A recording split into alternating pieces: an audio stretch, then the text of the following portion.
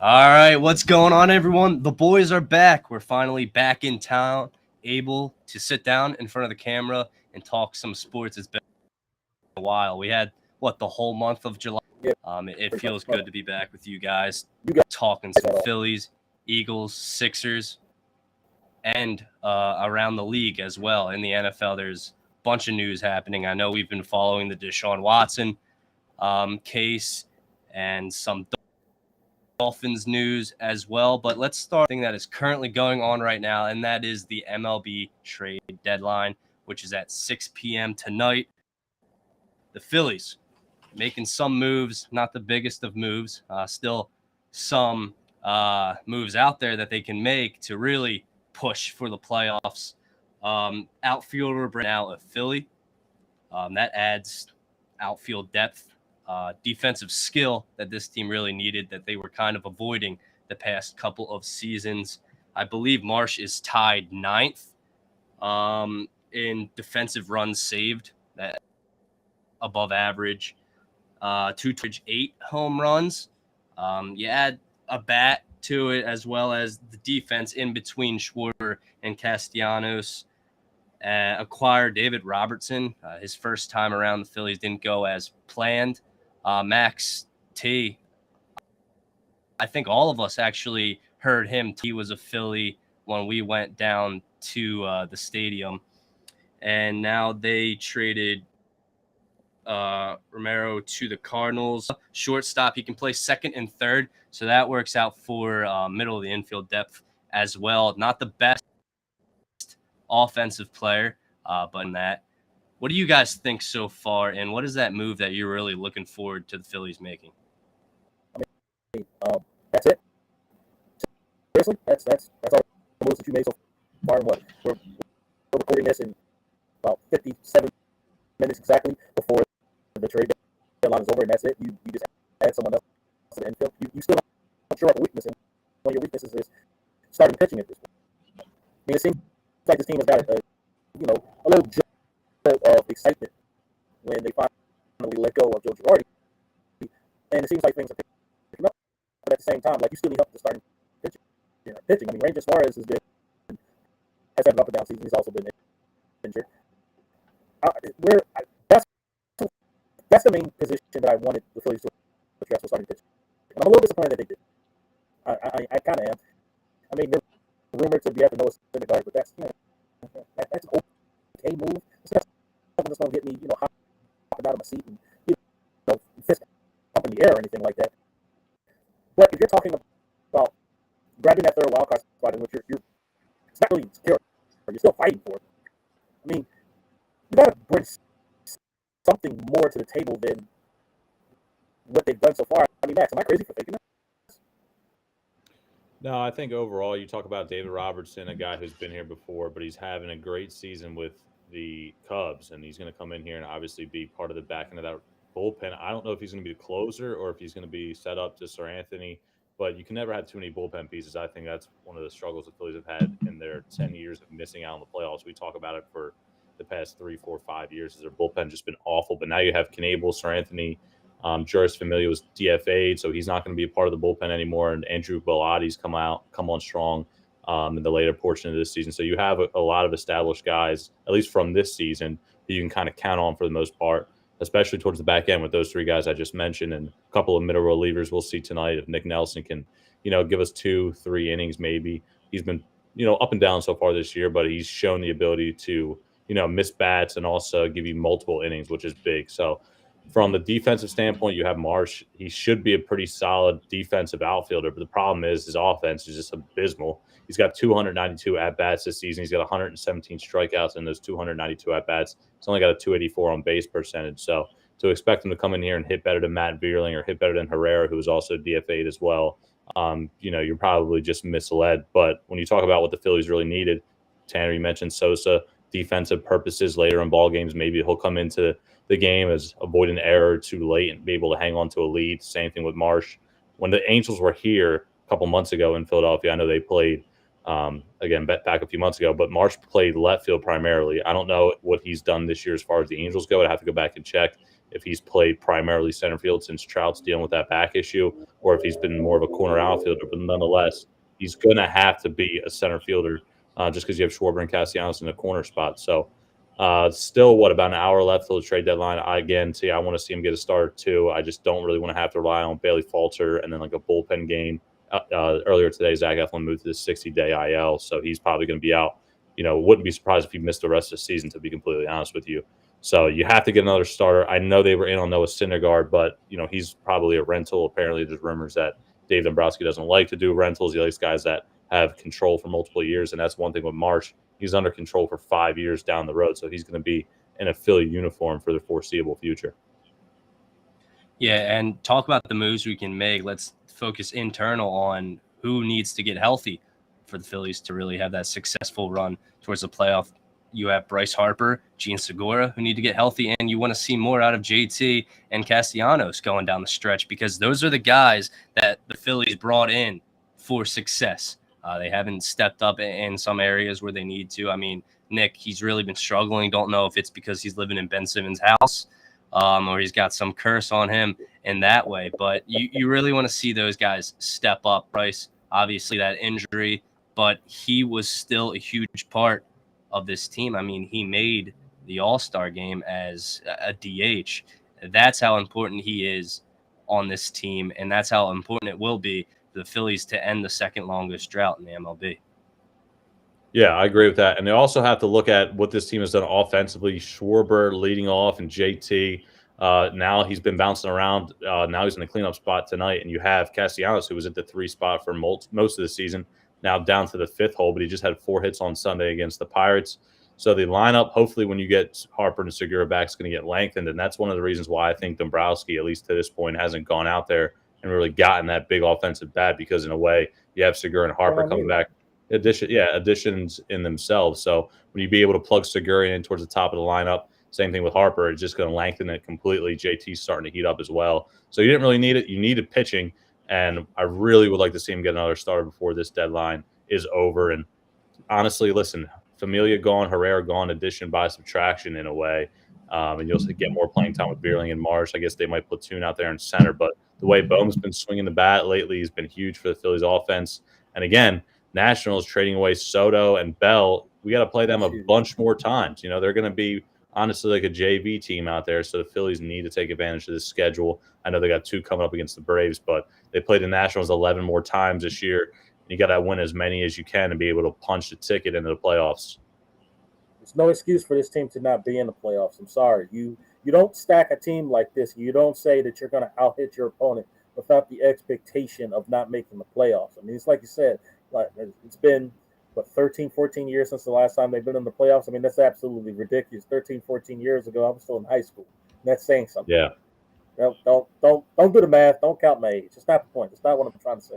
What I'm trying to say is this Phillies team need to make the damn playoff at least. Crazy how the lineup was supposed to be the strength of this team. We're supposed to slug our way to a bunch of wins, and now you have the bullpen, which has kind of been one of the bright spots, and Nolan Wheeler just anchoring that rotation. It's been more the pitching than the hitting this year. And, with what, 60, 70 games, however many games we have left, you have to hope that the offense can come back as far as Segura goes and Harper and create the spark that's needed, because I think this team can be a playoff team if the way Bohm and JT keep swinging the bat. We talked about this 2 weeks ago. JT was struggling. I mean, the guy was just not hitting the baseball. He was slugging around 350, just not getting on base, not walking. He's starting to heat up, and you can say the same thing about Bohm. I mean, a month ago, his batting average was down around 260. Now he's gotten it up over 300 with a 14-game hitting streak. I mean, if you asked me last month if the Phillies were making playoffs, I probably would have told you no. The way these guys are starting to heat up, Castellanos again, this guy was batting around 240 2 weeks ago. He's up to like 255. So the team's starting to heat up a little bit, and it's weird because usually you see 1 or 2 guys heat up, but when you kind of have everybody starting to heat up at the same time, you can talk about the guys I just mentioned, it's surprising because baseball is just such a roller coaster of a ride, 162 games. I will say this about Castellanos, though. It's about damn time that he stepped up. We're paying him $100 million to be the cleanup guy and to hit the ball out of the park, and he hasn't done so far. Yeah. But now he's starting to find his groove. I didn't like the fact that he a couple weeks ago came at some Phillies fans, some of the Philly media. That's not the way to go about it.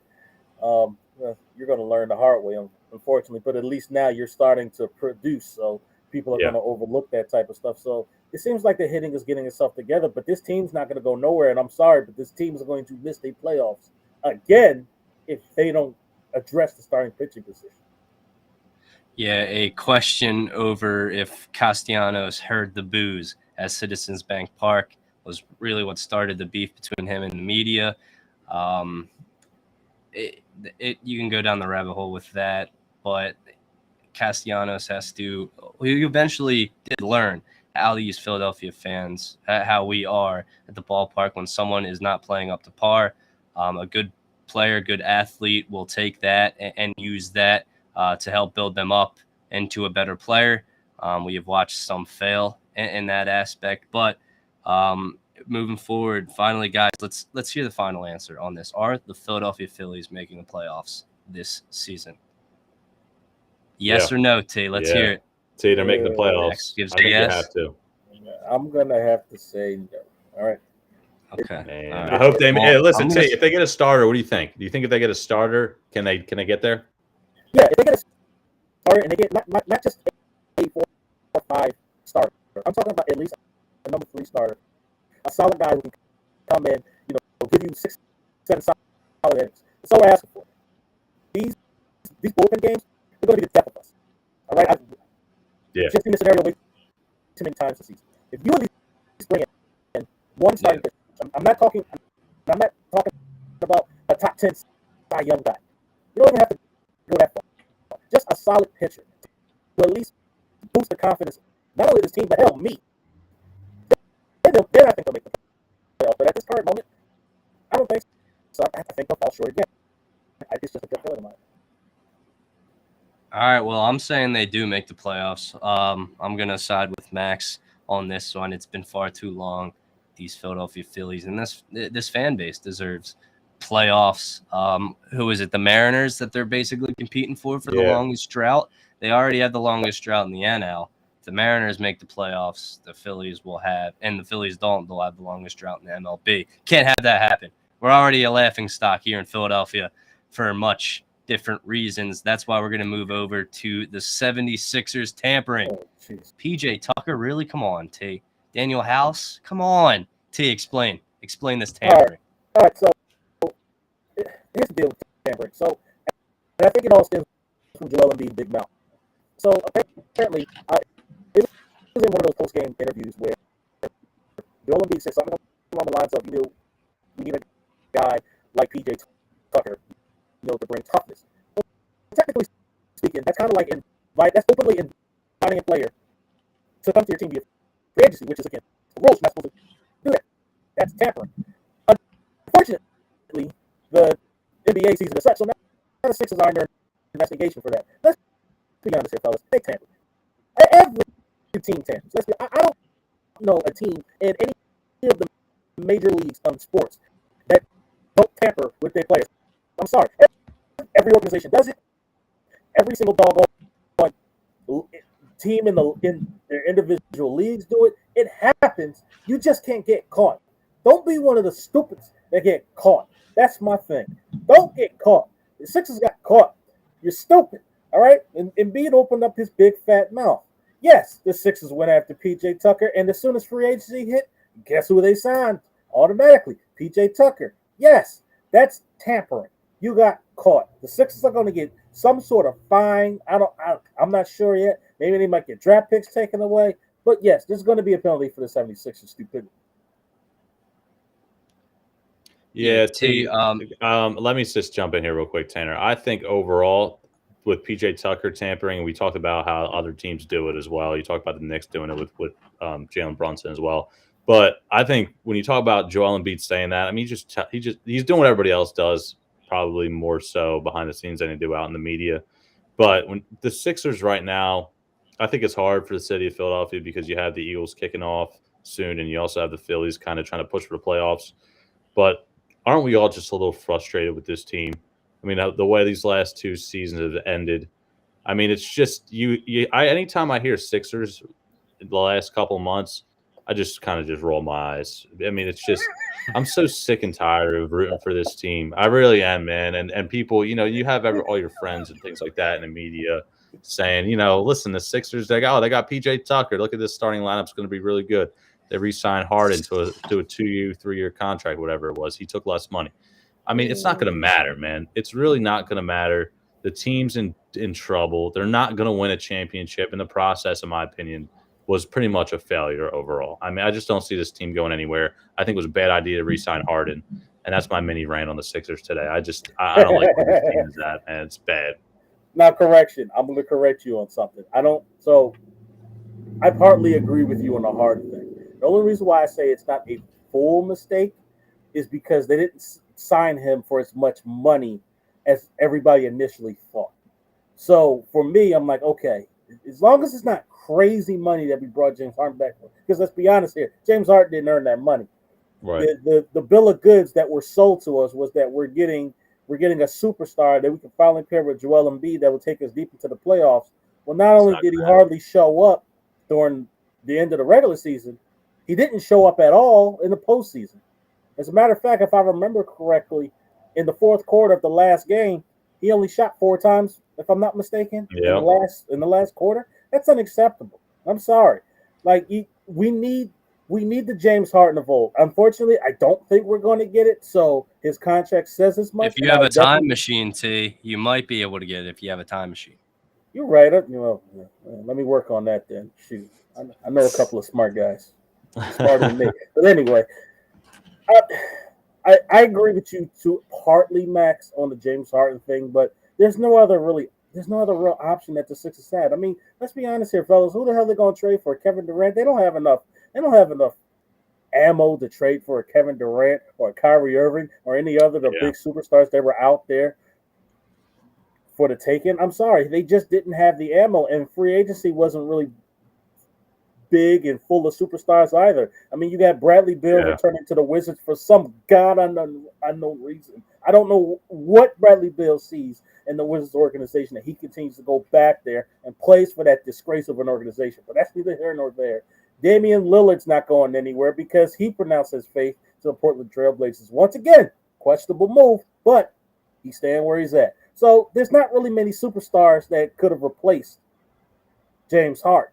Not to say he's a superstar now anymore, but it's not many players that you could have brought in to help facilitate the offense. That's the one thing James Harden still can do. It's still facilitate an offense. That's still in his repertoire. Now, is more of the shots going to go towards Tyrese Maxey? It remains to be seen. But for now, I'm comfortable with James Harden being here, especially under the money that we signed him for.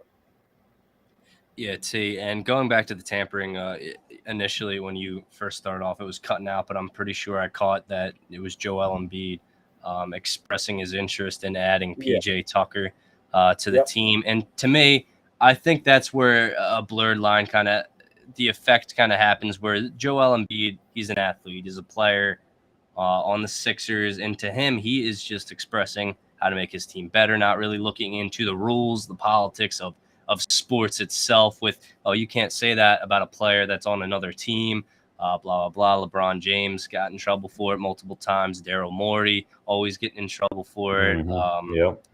And stuff like that. I think these players kind of forget that they're trying to win. They're trying to compete, and they want as many weapons on their team as possible. And you look at this James Harden deal where he makes that possible. Him and Daryl Morey being friends, that's obviously a huge help in this whole deal. But James Harden, he wants to win, and he doesn't care. He's already set for life. Let's be honest with the money aspect of it all. He wants to win a championship, and he wants to win one for Philadelphia. You feel really confident in that part of his game. It makes you feel a little bit better about James Harden. Sort of redeeming himself, I guess you could say, with how he played at the end of the season in the playoffs and how he's trying to make a difference on this team, whether it's not just him playing, it's the additions he's bringing to the team with that contract help. Yeah, I think overall, we talk about Joel Embiid real fast before we move on. I think, did he really want PJ Tucker? He wanted a PJ Tucker type of player. I don't know if he wanted PJ Tucker for 3 years, $30 million. At 37 years old. I mean, is that what we're getting excited about for next season? PJ Tucker, 37, coming in here to start. All of a sudden, he's going to turn back the clock. Same thing with Harden. I mean, do we expect him to all of a sudden, he's got a full offseason under his belt? I mean, the guy didn't even shoot the basketball, T. I mean, the guy didn't shoot the basketball. That's the one thing he's done his entire career. And Joel Embiid, is this guy going to stay healthy? I mean, we talk about him being one of the best players in the world. I mean, every time I see him, he's hurt in the playoffs when it matters most. That's 4 years in a row now. You can't rely on him. And the bench, I mean, who do we got? I mean, we still got the minivan. We still got Daniel House. I mean, like it's just not going to happen. And I think the quicker we realize that, I think the better off we'll be from a mental standpoint. But listen, Tanner, that's neither here nor there. We got the birds coming up. More important things to talk about. We do have the birds. But let's start off with talking around the league. All right. With this Deshaun Watson case. He finally gets his penalty. Judge Sue Robinson ruled 6-game suspension. It looks like good whole add another 4 games, I believe, is the rumor, which will then cause the NFLPA to go to court with Roger and the NFL, and that'll be a whole mess in itself. So who knows when Deshaun Watson will actually be playing for the Cleveland Browns. Brissett will be in pads ready to play. I know week 1, and I do believe the NFL gave the Browns the easiest schedule weeks 1 through 6, coincidentally. And Deshaun Watson, the money he was given in this contract, the cases that he settled so far, I believe all but one. We can avoid getting really into the deep details of this whole thing, but what were your reactions to the suspension? What do you think could have been done, or what do you disagree with? Unfortunately, I think go ahead, you start. Unfortunately, it's the way the NFL is set up. I mean, a lot of people have made comparisons to the fact that players are allowed to be abusive towards other people and only get a slap on the wrist and things of that nature. I've seen one comparison say that players smoke weed and their careers are over in the NFL, and this guy gets to get away with, alleged, and it's still allegedly, sexually harassing these masseuses, and it's something that I just seen coming. And I'm not going to get too much into it. I'm not going to get into the politics of it. I'm not going to put my 2 cents and my personal feelings into it. But all I'm going to say is this. Deshaun Watson's just going to serve that suspension time for however long it may be, 4 games, 6 games, whatever it is, and he's going to play. And we're all probably going to forget about it because he's probably going to perform for the Cleveland Browns. Yeah, I think overall, there will be, real quick, Max, there will be a bunch of people who will not forget about this whole Deshaun Watson thing. I think the NFL has lost a few people on this one.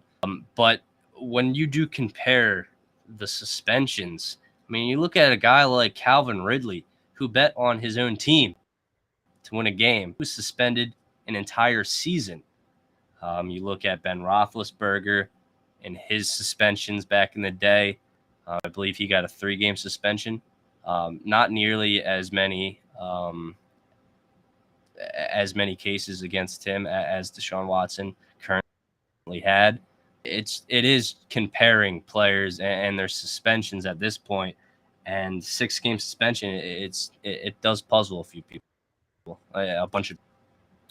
Yeah, I think everybody's going to have an opinion on how many games it should have been, whether it be 4, whether it be 6, 8, 12, a whole season. I think betting on the game of football when you play it, obviously, huge conflict of interest. I think that's why Ridley got that kind of money. But, you compare like the sexual assault cases of Watson to, domestic violence and things like that. I mean, I think it all comes down to evidence, but also from our opinions, I'm sure, obviously, so you mentioned it allegedly, but when you have 22, whatever it is against you, cases, allegations, it's definitely where there's smoke, there's fire. So I think listen, Deshaun Watson, the guy's one of the faces of football. I mean, he's a quarterback. First of all, plays the most important position. When he's healthy and when his head's in the right spot, he's probably a top 5 quarterback in the league. So I'm not saying that has anything to do with it, but when you're a franchise quarterback with the talent he has, I guess it shouldn't be this way, but you're going to get more of a slap on the wrist in a way than if you're, a third string linebacker on the Jacksonville Jaguars, for example. So listen, you get traded for a mega deal for what he's done, apparently, to be able to, first of all, leave Houston, get traded to the Browns, and also get that kind of money, and also only get a 6-game suspension. I mean, it doesn't set a good, I guess, a future outlook on something like this if it could happen again, because it almost seems you can do something like this and get away with it for the most part without really having to pay any serious repercussions. I mean, he's still going to get all that money. He's still going to get to start in the National Football League. But it's for the people out there that, obviously went through these apparent allegations, obviously really unfortunate. But Deshaun Watson, I mean, if you're a football fan and, you can put this behind you and you don't really, not to say you care as much, but you're just, it is what it is for those people that are just football fans. You're like, oh, well, Deshaun Watson, whatever, he did what he did, but now he's going to come back and he's going to play football again. I love to watch him play. So there's a gray area there, definitely. But no, I definitely think he should have got suspended longer than 6 games. I mean, this is, in my opinion, it's kind of definitely low. I mean, I definitely agree with you, Max, that he should have gotten a longer suspension. I mean, this honestly should have been investigated a whole lot more. But you said it, all right. Not talent is going to trump, anything that these guys do. Unfortunately, just a business, money. And I'm showing this comment. This is a comment from YouTube, and he brings up an excellent point about not forgetting about Big Ben. I mean, look, Big Ben, it really got to slap the wrist if you guys remember how that went down. Like it all depends on how talented you are. Deshaun Watson is a once in a generational talent. Unfortunately, it's set up the way it is to where those type of talents, no matter what crime you commit, are going to get second chances. Unfortunately, it's really unfortunate, and it's something that the NFL really needs to look internally at. But I mean, it is what it is, unfortunately. And I saw Warren Sharp's post on Twitter yesterday, and he kind of lists out all his points for this, and it says nearly $45 million signing bonus, keeps all $45 million, $46 million salary, 22 keeps $45.5 million, remaining fully guaranteed $184 million. There's a question mark after that. Keeps all $184 million. 6-game suspension, which is equal to DeAndre Hopkins for a trace MPD in 1 test. The NFL gave Cleveland, and I also noticed this as well, schedule during his suspension, obviously before the ruling. But this, there's definitely a lot of holes in this. You guys think, real quick, Tanner, I'm going to ask you guys a question with, it being Sue Robinson, a female judge. Are you surprised that her ruling wasn't more harsh? I think that's what a lot of people were looking at, honestly. Yeah. I think that's sort of not was the point, because this is a judge. She's very good at what she does, equal to her counterparts and the male judges around there. I do think that this was looked more of a – I think the whole point was looking at Deshaun Watson as if he was just not an NFL player, kind of trying to balance that on what would this equal, what doesn't equal, what would happen if this was just a person on the street. They wouldn't just be suspended 6 football games. There would be a harsher punishment, and these are allegations still, as T mentioned. And this is heavier than sports itself. This is more. This is real world. Yes. I think that is a question that is a point talked about, Max. How the judge, a female, ruled just 6 games. Yeah. It's a shame. But it is what it is. I mean, there's nothing really we can do about it. I mean, I'm just anxious to see how he comes back and plays. Really, I think that's the biggest thing. Is he still going to be that?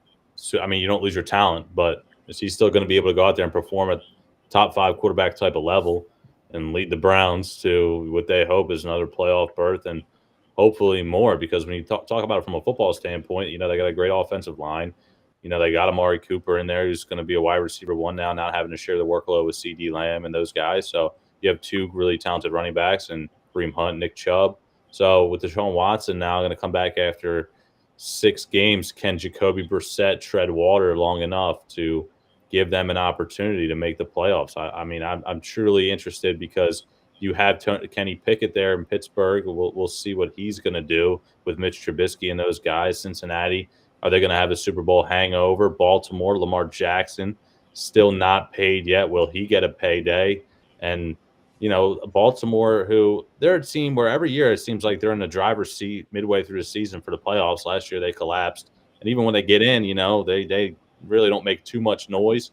And is this going to be the year Cleveland without Baker Mayfield can get the job done? I'm anxious to see. Yeah. So am I. So one of the people that's commenting, I'm going to pull up his comment once again.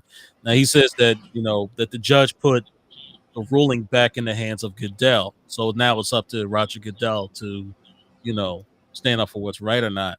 I have to do research on exactly how the ruling went down, what was the wording, what was said to get a clear and better understanding. But if this is true, what this listener is saying, and that now the ball is in Goodell's hands and Goodell's going to stand foot on this 6-game suspension, then it's not a good look for the league. It's really not.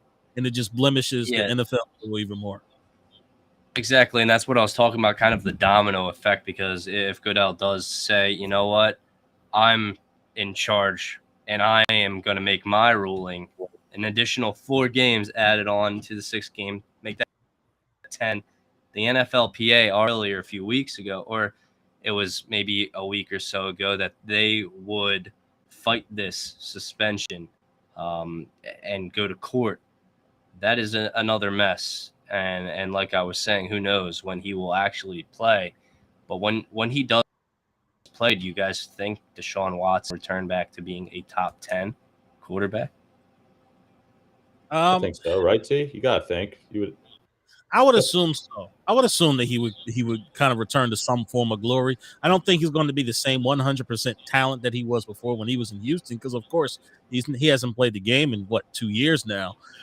But I do think that he is going to prove that he is still a threat in the NFL, some shape, form, or fashion. Yeah, I want to wrap it up on this point for me. I'm anxious to see what happens with Alvin Kamara and his Pro Bowl scandal last season. We'll see how many games he gets. I think the NFL continues to push back their ruling or their hearing or whatever you call it till September now at this point. So it's the 3rd time it's gotten backed up. So I'm anxious to see what he's going to get for his domestic violence allegations. If there's video proof that he did put his hands on a woman, is that going to be more than 6 games? I mean, then people are going to have to raise another question. Is that the right penalty? Domestic violence versus sexual harassment, sexual assault. I think the biggest thing it's going to come down to is, can it be proven? Is there video evidence of Kamara? Obviously, putting his hands on a woman, we'll see. Hasn't been proven yet, but that's also something to keep an eye on as training camp for all these teams continues to unfold. Exactly. And before we really get into the home team here, Philadelphia, let's quick mention the Dolphins. It's for the Miami Dolphins. Not at all. No. They were found out to have been tampering with Tom Brady since his days in New England, his final years in New England. There was talks between the owner, the GM, Ross. They also talked to Sean Payton about being the coach. If you remember, those talks happened, and then I believe it was like the next Payton was over on the podium retiring from the NFL. That's why Tom Brady did that quick retirement as well. The Dolphins were stripped of their 2023 first-round pick. Remember, they still have another first-round pick, which they acquired from the 49ers. They are also their 2024 third round pick is taken away. Dolphins owner Stephen Ross was fined $1.5 million through October 17th. Now this $1.5 million pocket change for an owner like Steve Ross, who hosted, Max, back me up here, the F1 race in Miami, I believe. And they were saying he made $1.5 million Or Max would know that every couple minutes over there. But what are your guys' thoughts on this? Man, T, first round pick and a third round pick. I'll tell you what, listen, Tyreek Hill coming to the Dolphins in the offseason. You know, the fans are excited down there. Tyreek Hill, one of the best receivers in the game. I don't think it's going to work out for him. And here's why. I think Tyreek Hill's all about Tyreek Hill. I don't think he cares about winning a championship. He really stated in a podcast or an interview that if he got paid the bucks by the Chiefs, would have just stayed in Kansas City, but he didn't think he was getting paid or he was worth more than what he was. So the Dolphins say, hey, we don't have any stars in Miami. Let's just throw a bag at Tyreek Hill's way, and we'll let him come down here and be the wide receiver one. I just don't see how it's going to work out. I also am not a Tua fan. I don't believe in the guy as a starting quarterback long-term to be able to lead a team to not only the playoffs but a Super Bowl. Jalen Waddle had a great season down there, and they have some, Gesicki, some pass catchers overall, but I just don't see it working out down there in Miami. I think, they fired Brian Flores, right? He's gone, or he quit. I know there was a scandal there as well. But the Dolphins actually, go ahead. Thanks for mentioning that, Max. But they proved that the Dolphins were intentionally tanking in the Brian Flores season. That's the one good thing that happened to the Dolphins today. I mean, it's really, when you look at this, is it really such a big deal for us NFL fans? Not really. I mean, you talk about the first round pick. They have another one, the 2020 pick. I mean, how much of importance is that really going to show? You have a Jets team that's improving too, and also Buffalo runs that division, but New England, they're never going to go away as long as Bill Belichick's there. It's just, I think with Sauce Gardner getting drafted there by the Jets, I mean, and Garrett Wilson, Zach Wilson going to have year 2 under his belt. Listen, say what you want about the Jets, but they definitely made some solid moves this offseason. And I think overall, when you talk about that division, Miami's at the bottom of it. I don't see that train rolling anytime soon. They're in deep hot water right now. In terms of Tua, I agree with you. I'm not the biggest fan of Tua. I just think that accuracy has always been iffy to me. I mean, even when he came in that Alabama game in place of Jalen Hurts, Tua still struggled with accuracy. Tua had the arm that Jalen Hurts didn't have, but Tua struggled with accuracy. And that's always been Tua's issue. And Tua still has those issues now. Yeah. Now, in terms of Tyreek Hill and his attitude, here's where I disagree with you, because Tyreek Hill has been a number of occasions he's gotten his quarterbacks back. He's saying that he's praising Tua. He loves the fact that he's down in Miami and he feels as though he can perform there and he can still be Tyreek Hill. So, in terms of Tyreek Hill not being a team guy, I got to disagree with you on that one, just based off of some of the things that he's saying. Now, the division as a whole, yes, Buffalo is king right now in the AFC East. I don't think Buffalo's giving up that title anytime soon. New England is always. Josh Allen's over here fighting his lineman. Yeah, defensive lineman. I don't know if you guys saw that. Yes, what the hell's going on over there in Buffalo? Let me tell you something. You fight one of us, you got a death wish. All right, that's just my personal opinion. But anyway, New England is always going to be a threat. I was wrong. I will say it right now. I've said it on the WIP airwaves. I will say it on these airwaves again. I was wrong about Mac Jones. Mac Jones is a baller. Mac Jones couldn't have gone to a better organization, a better quarterback guru, a better organizational setup than he did with New England. I was wrong about Mac Jones. He surprised the hell out of me this past season. I think he's only going to grow leaps and bounds from there. And then you still have the Jets. I mean, like Max said, I would hate to think that the Jets would stay mediocre their entire time, especially with all the talent that they, acquired. And then I'm going to assume that Zach Wilson's going to take a step forward. Yeah. I assume that he's going to be the same Zach Wilson that he was. I would hope not. I mean, Max, me and you have battled about that in the past before, where we have differing opinions about Zach Wilson. I hope he takes a step forward. I hope I'm wrong, but I would assume that he's going to take a step forward. So the Jets have to be that number 3 team. The Miami is bottom feeders right now. They've got a lot of things that they have to work out, not to mention everything that's going on up top around their organization. Man, I hate to say that Miami's unfortunately the bottom end of the stick, but they are. They just are. Agree. And Zach, I mean, we're just mentioning players that have a lot going on this offseason. Zach Wilson, he's got all that drama going on. Girlfriend, his mom's friends. We don't have to get into too much detail with that. Don't know if you saw that on social media. Hilarious stuff. Obviously not if you are on the receiving end, if you're the girlfriend. But it's funny. We continue to talk about sports here. And we're going to go to the Birds, the Philadelphia's Jalen Hurts, Philadelphia Eagles. Max, look at me when I say that. Jalen Hurts, Philadelphia Eagles. What are they saying about Jalen Hurts right now in camp? T. Please tell us. Real quick, I got an update. The sweepstakes are down to the Blue Jays and the Phillies for Noah Syndergaard. So we'll see in the next. And they got about 15 minutes if left. So on to Jalen Hurts. What they've been saying, it's been very up and down with Jalen Hurts. The offense it seems like the offense as a whole has struggled to really, get out of the cage swinging. The offense has struggled to getting themselves together. There's been individual highlights of Jalen Hurts making certain throws and things of that nature. There was one throw that was really bad that, he threw across his body and he threw an interception, which, just get that stuff out your system. Get that dumb stuff out your system. Because if I see it come on, don't sugarcoat it. He's looked horrible. He's looked horrible in the training camp. Here's the thing, though, Max. Here's the thing. It's not horrible. That's not what they're saying, and that's not what's going down. It's not that he's horrible.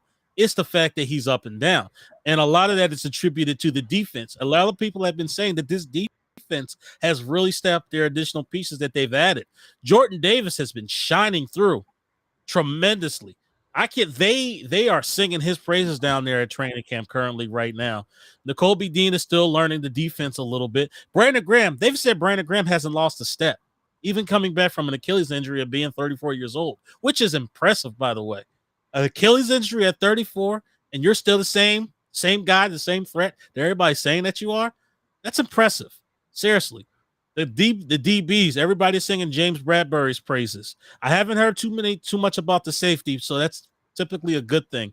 There was some drama a day or two ago regarding Miles Sanders starting with the second team, but now he's starting. You're damn right he's starting with the second team. He did start with the second team one day, but it seems like he's picking it up now. It seems like he's got some bursts. It seems like he kind of got a little offended by the media putting that out there, that he started with the second team and the media making a big thing out of it. So it seems like he's trying to prove his spot, because Kenny Gainwell is really improving as well. The wide receivers, AJ Brown is being AJ Brown, catching balls, and the one thing that they're saying about him is his strength and his run after catching ability. Devontae Smith is making strides. It seems like this team is headed in the right direction, and ultimately, the question mark is the quarterback. It's Jalen Hurts.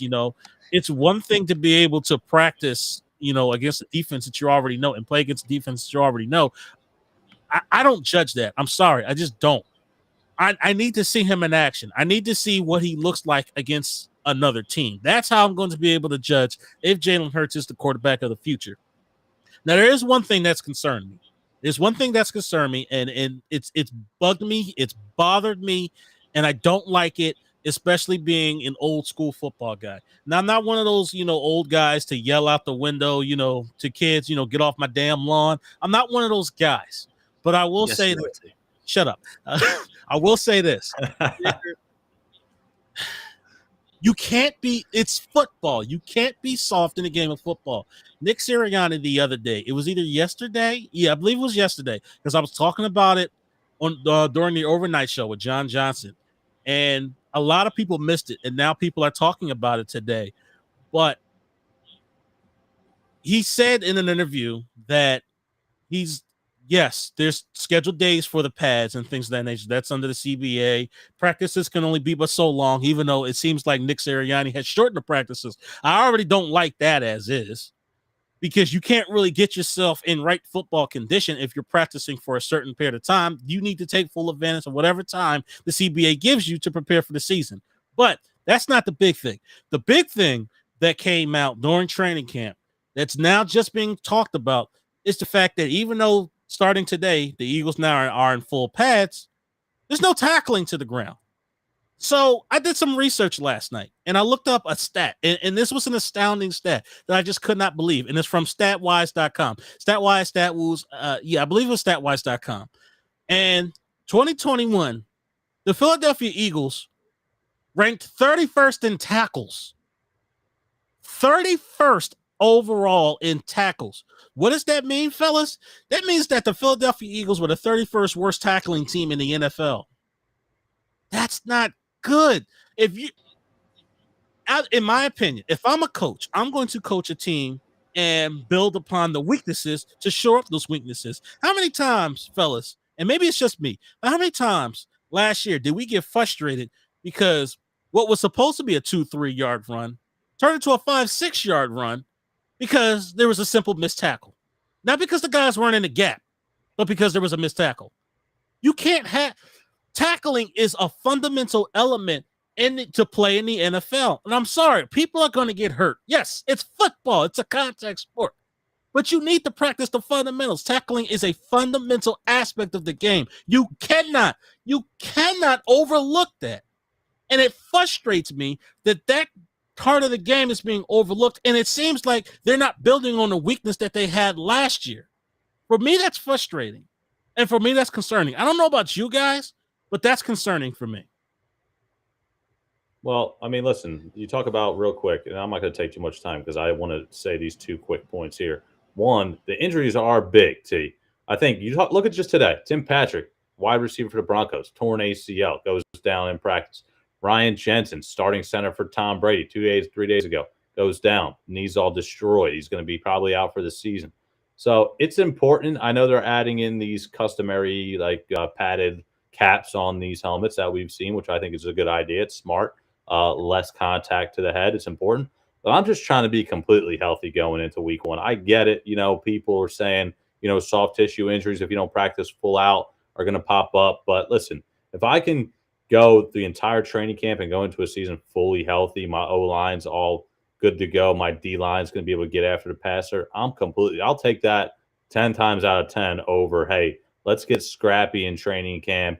One guy gets a concussion, next guy gets a knee bruise. Next thing you know, you get an offensive lineman out for the season. You get a starting D-back out 6 to 8 weeks with a strained hamstring or something like that. Because listen, one of those guys goes down, James Bradbury goes down, Darius Slay goes down, the Eagles secondary is destroyed because there's nobody I trust. Are you telling me Zach McPherson's going to step in there and be an outside cornerback and stay across from Darius Slay if Bradbury goes down?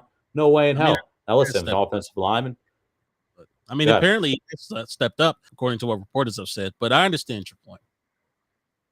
Right. I mean, it's and not every position's like that, but this is a reason why you have to have depth, and luckily the Eagles have some depth on the O-line. They have some depth in the running back room, I guess you can say, with Gainwell getting touches and Scott. But it's going to come down to Jalen Hurts, and we know that. I know Tanner's a fan. T, you seem like a fan. I want to be a fan, but I just don't see. I think that Jalen Hurts is going to hold this team back. I really do, because the team that's around Jalen Hurts this year, this is a Super Bowl contending roster, in my opinion. I mean, you have Devontae Smith. One thing I've heard is he's not even getting the ball thrown his way barely in training camp. It's been all A.J. Brown for the most part. I heard Jalen Reagor has 3-4 touchdowns in training camp. Devontae Smith doesn't have any. And now, listen, that doesn't mean Devontae Smith's a bad player. It just means he's not getting the looks. And I think with the defensive line, the linebacking core, I mean, Kobe Dean's on the second team. He's not even starting on this roster right now. I really love where this team is at from a depth standpoint and top to bottom on the entire roster. But Jalen Hurts, I think what the Eagles need to do to wrap up is just let Jalen Hurts run, man. Let this guy use his legs. Screw the pocket passing as a number one. He's not a pocket passer. I know people want to sit here and say he's got to improve as a thrower. He's got to be more accurate, blah, blah, blah. Listen, this guy can be a Lamar Jackson type. He's not as dynamic, but if he could just use his legs, let him run wild. I like that strategy more than him trying to develop as a passer because I just don't see him developing enough as a passer to be a pocket passer as his career goes on. If he wants to have success, he's going to have to use his legs. That's just my main point. I hear what you're saying, Max, and I do, but there has to be, if you're going to play the quarterback position in today's NFL, yes, you have to have some form of a running ability, and clearly Jalen Hurts has that, but you cannot survive and you cannot thrive as a starting caliber NFL quarterback if you don't develop that passing game. That's the one thing for me. Listen, I'm a Jalen Hurts fan. I love Jalen Hurts. I do. I want Jalen Hurts to succeed. However, I also come to the realization that if he does not improve as a passer, then he will not survive in the NFL, and therefore we will need another quarterback come next year.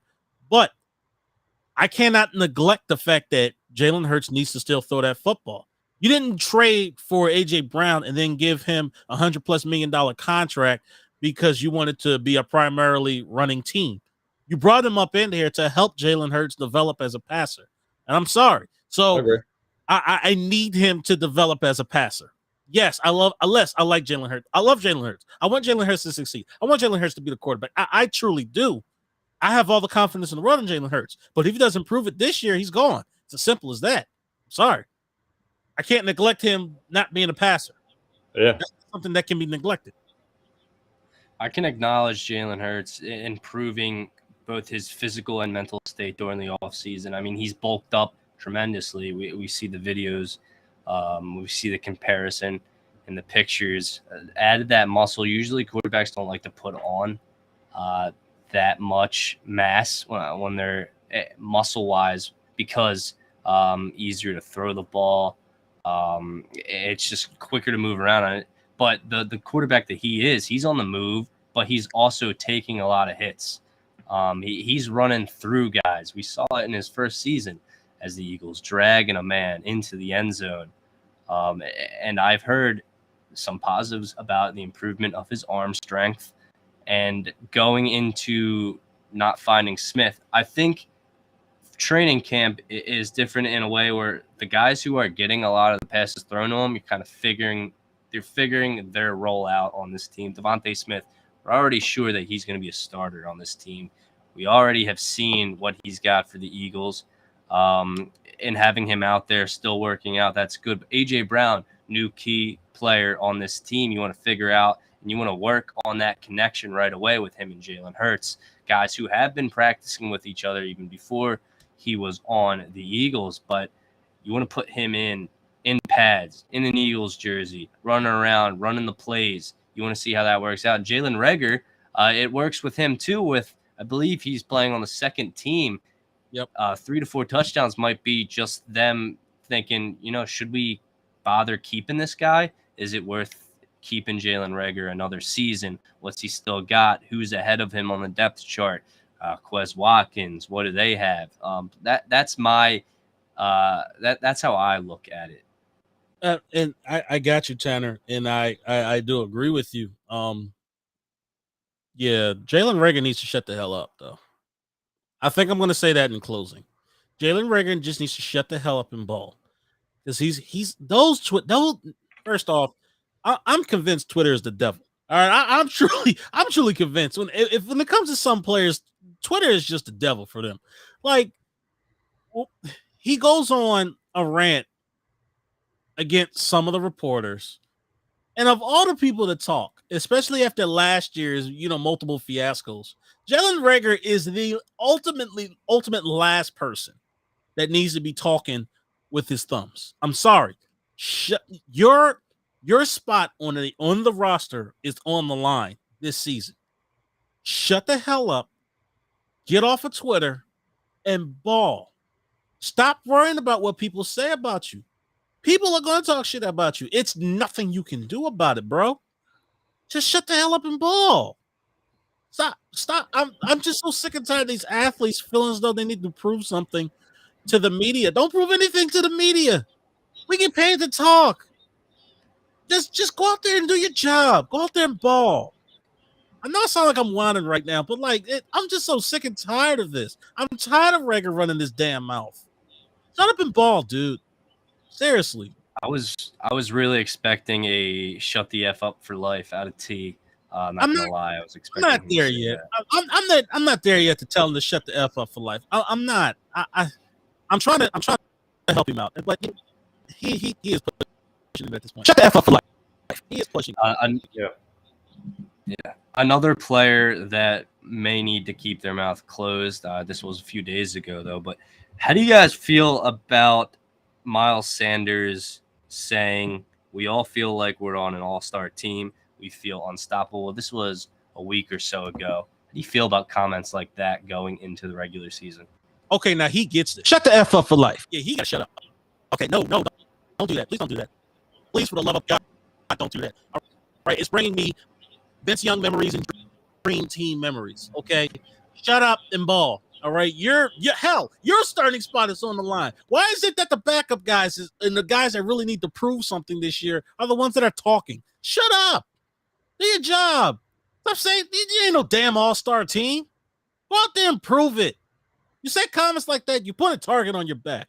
Then the expectations shoot sky high for the team. And when they don't make those expectations, now we all look like we got eggs on our faces. Shut up and ball. And I can't believe I'm excited for the season. I'm excited, T. You're excited. I'm excited. I am. I'm excited, but I'm the last person who needs to be saying shut up and ball because I don't believe in that saying. I don't. But in this situation, just do your job, please. Do your job. I like this team, T. I think they're going to have a good season. I hope Hurts can get the job done as a starting quarterback. I still am skeptical, as we all are, but I think we're all we're itching for it. You know, we're in the dog days of summer right now. It's August. Everybody wants this preseason to come, so we got to look at these guys. But this defense is legit. Hassan Reddick and the guys. You obviously have Fletcher Cox, who's not relied upon. I heard Jordan Davis is a monster in training camp, so I'm excited. I think they're going to get to this. The opposing quarterbacks. They're going to create havoc in the backfield. I'm excited to see the defense this year. I think they're going to force turnovers. I like big play Slay. Bradbury's having a pretty good camp. I'm probably more excited about the defense, to be honest with you, than I am the offense because I think the offense is still going to be sturdy. But the defense, man, with, Dean obviously getting drafted, same thing with Davis. And, you signed Bradbury, which surprised me, to be completely honest with you. And to get him for a relatively on a cheaper end contract is pretty big. So they shared up pretty much every position we had issues with. Two solid cornerbacks, with Bradbury being there, studs on the defensive line. I'm excited for it. I think they're going to have a really good year. I think they're going to the playoffs. Can Jalen Hurts just take that step forward this year? That's the biggest thing. And I'm ready for week 1 so I can come on here afterwards and tell you, I told you so. Hurts struggling mightily. We'll see what happens. Hey, you know what, Max? Why would you look forward to that, Max? Shut the F up for life. That's what you can do, Max. Straight up. That's what you can do. Sure. Oh, man, Max getting the shut the F up. Hey. That's no way to go about your Tuesday evening, Tim. Come on now. Well, as we approach that MLB trade deadline, there's seconds left until that's officially over. Max, any updates on that? Or are the Phillies going to have to rock with what they have? Checking it out. Playoffs right now. T. The Phillies acquired right-handed pitcher Noah Syndergaard at the deadline. No, is that true? They got him. They got their man Noah Syndergaard to the Phillies. I don't know what the deal's going to be yet, but we'll see, man. Pending a physical, we'll see who the Phillies gave up, but everything has it right now. Fox Mickey has it. Moniak, first overall pick off Mickey Moniak. Yep, that's what I'm getting. Mickey Moniak is gone. I'm looking at Todd Zalecki's tweet right now. Yep. So there you. What do you got? Say, is it just strictly Moniak or what is it? Phillies get Noah Syndergaard from the Angels for Mickey Moniak and prospect JDL Sanchez. Wow. All right. There you go. Way to close the show. That's big time. Holy smokes. Yeah. And on that note, confidence picks up a little bit. But shut it down, T. All right, let's shut this bit down. You guys missed any of this episode, so you can always go to Philly-experience.simplecast.com. We are available on all major downloadable platforms: Apple Podcasts, Google Podcasts, Spotify, YouTube, the whole shebang. And as you can see, this is a whole new video setup that we're still experimenting and trying to figure out. But follow your boys. right here, Philly Experience Podcast on Instagram, the Philly EXP1 on Twitter. Definitely appreciate y'all support. Football season, we're gonna be doing this every week, so there's no debate about that. We'll be back full blown football season. All right, we're gonna give you guys all of us, however much that's left. Let's be honest. We're all busy. We had stuff to do in July. Hey, we got to take a break at some point. Yep. Man, Noah Syndergaard, let's go. Playoffs. Woo!